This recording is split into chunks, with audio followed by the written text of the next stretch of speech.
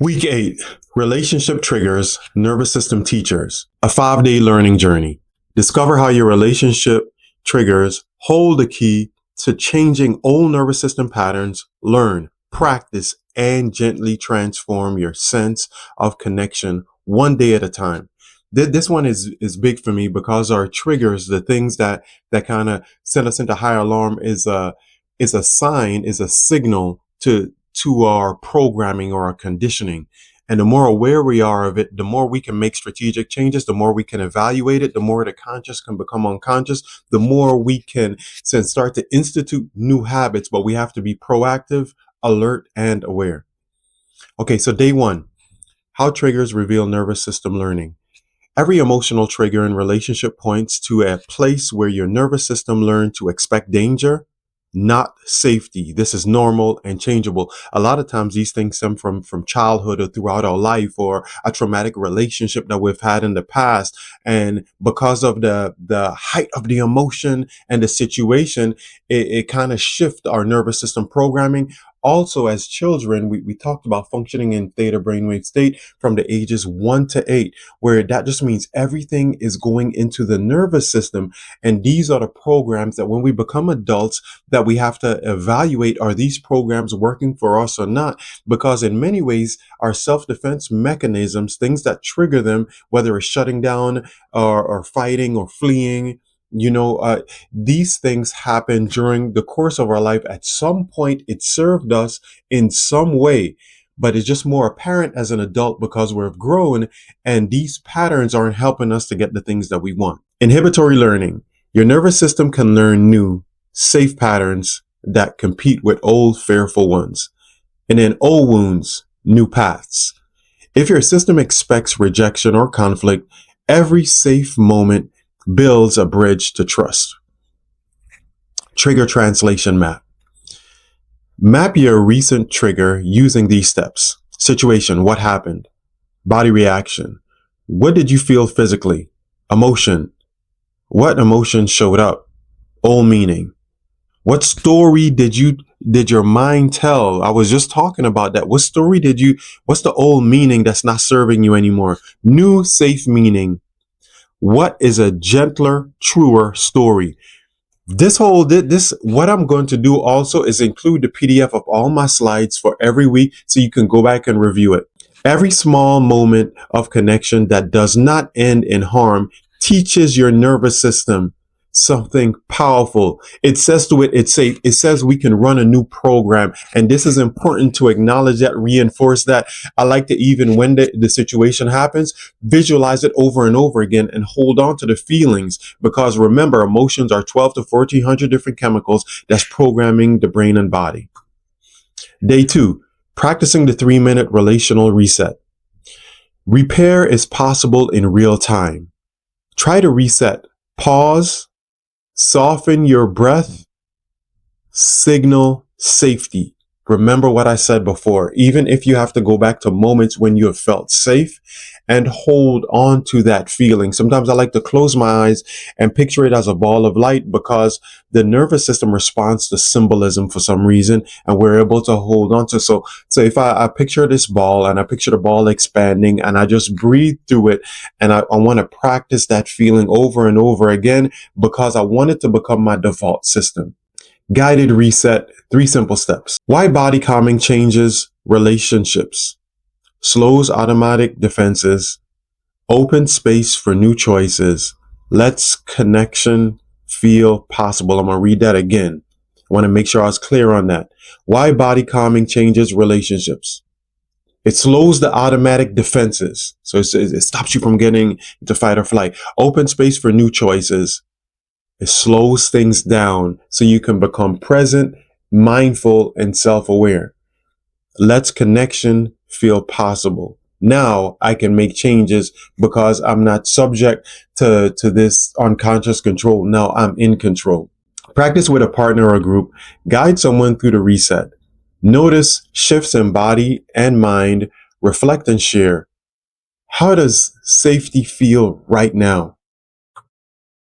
Okay, like this quote right here. You are not trying to prove people are safe. You're teaching your body that you can stay connected and stay regulated at the same time. It's going to be extremely empowering the more you're able to hold on to it, but you want to recognize it as you go throughout the day. Remember the quote, y'all. I'm going to say it so much as it's drilled into everyone. When the unconscious becomes conscious, it loses its power over you. Carl Jung, one of the forefathers of psychology. Day 3, building trust with micro moments. Trust grows from small, safe experiences you repeat. It's less about grand leaps, more about gentle practice. This goes to something else. Although there's going to be the workbook, but I know sometimes a workbook or a manual can get overwhelming.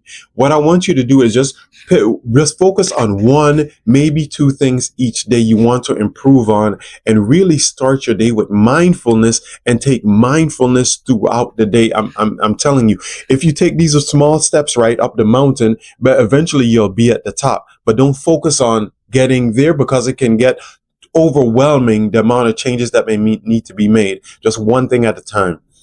How micro moments work. Eye contact practice. Maintain gentle eye contact for 5 seconds longer in a conversation. Then check body response. Notice your breath, jaw, shoulders, and chest. What shifts? This right here is us becoming more and more mindful. It seems like very simplistic, but repetition and practice tells the nervous system that this is important and starts to shift the program. Step by step, micro moment trust. 1, predict. Before you act, what do you expect? 2, practice. Gently do the action. Keep breath steady. 3, body check. Notice sensation. Tense, relax, calm. 4, record. What actually happens? What actually happened? That brings me to another point. Why we want to write down different things is where it gives us the observer effect and it reinforcing it. Okay. So we're talking to ourselves, we're writing it down, we're becoming more aware, and eventually we'll just be able to shift. You know what's impressive to me? And when people get to the point where you can be in a conversation and I'm feeling this way, and then you're able to communicate it, whether it be to a friend or partner in a healthy way, that right there gives you even more power over your own emotions and the moment, because you're acknowledging it. There's nothing to hide. And in the minute you acknowledge it, even something like, you know what, I'm feeling a little anxious. I don't know why. Or I'm a little frustrated today. So if I'm short with you, just please let me know it, or don't take it personally, because it's just something personally I'm going through now. And you'll notice all of a sudden it starts to ease. You feel like more of a weight off of your chest. So let's continue. Journaling space. What sensations did you notice before, during, and after this connection practice? Let your body's story guide you. All right, we're on day 4 now. Safe requests and boundaries. Confidence grows by expressing needs and limits with gentleness. Even small asks teach your nervous system, I can be safe and connected. All right, practicing small requests and boundaries. 1, all this stuff should be in your journal, all right? Okay, 1, predict. What do I think will happen if I ask or say no, right? This is when we can target some irrational beliefs. 2, act. Make a simple, respectful request or express a small boundary. 3, track. Notice your heart, muscles, breath, feelings. 4, outcome. Compare reality to your prediction. All right.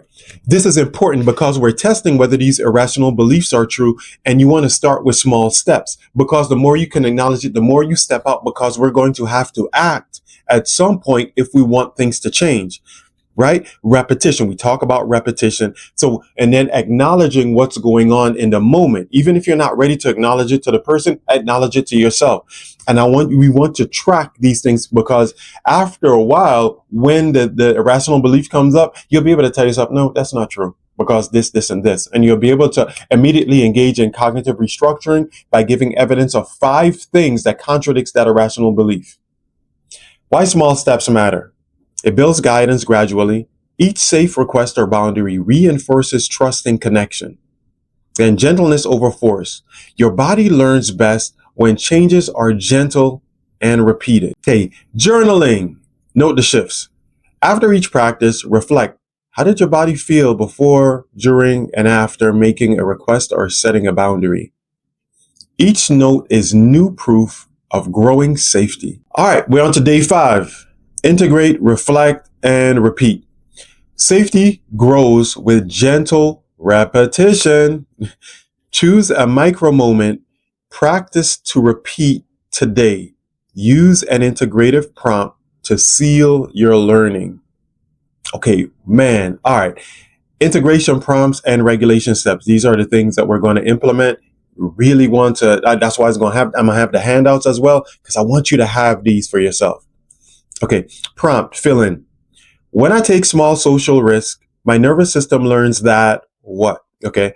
Regulation. Choose slow 6 inhales. So no, that's not what it says. Choose slow 6 exhales, hand on heart, or shake out hands to seal new learning. I love it. Trust is not rebuilt through courage alone. It is rebuilt through repetition. You all see the pattern here? Repetition, gentleness, and safety. Reflect. How has safety shifted? Okay, before we go into this, the repetitively, because we don't want to go on one person's opinion or one bad experience. We want to do, okay, 5, now 10 times, now 20 times. What's our percentages? How are people reacting? Are we still alive after setting a boundary? These types of things. So we want to be able to attack this. The more we do it, the more repetition, like I said before, the more it signals to the nervous system. This is important, just like I've been saying repetitively. Mindfulness, the unconscious becoming conscious, and the word repetition. I'm doing this for a reason. Okay, reflect. How has safety shifted? Share or write. How does your body's sense of safety in relationships feel compared to the start of this week? What new stories are you carrying forward? So now I want you to approach this week, right? Be courageous. Set your boundaries. Expect the best. Blessings. Y'all have a great day.